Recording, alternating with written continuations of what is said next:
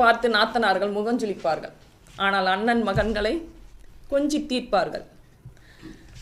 தன் தாய் மாமன் தோளிலேயே வளரும் குழந்தைகள் மாமன் மைத்துனன் உறவில் மாட்டுவதில்லை. இவ்வளவு சிறப்பு வாய்ந்தது ஐயா நம் உறவுகள். தங்கையிடம் தன் குழந்தையை காணும் அண்ணன், தம்பியிடம் தன் முதல் குழந்தையை காணும் அக்காக்கள், இப்படிப்பட்ட சிறப்பு வாய்ந்த உறவுகள் நிரம்பியது ஐயா நம் உலகம், நம் உறவுகள்.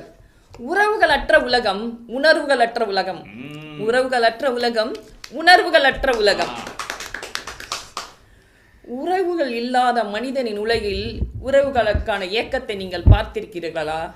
உறவுகள் இல்லாத மனிதனின் உலகில் உறவுகளுக்கான ஏக்கத்தை நீங்கள் பார்த்திருக்கிறீர்களா? பாருங்கள். ஆனால் நண்பர்கள் இல்லாதவர்கள் என்ன சொல்கிறோம்?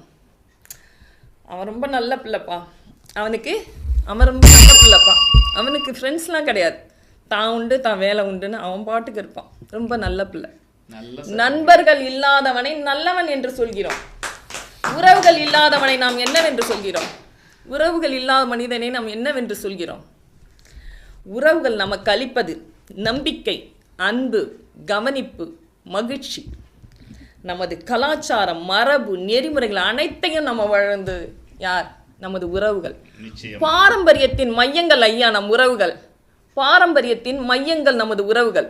ஒரு தனி மனிதன் முன்னேறுகின்றான் என்றால் அவனுக்கு பின் இருப்பது அவனின் குடும்பம்.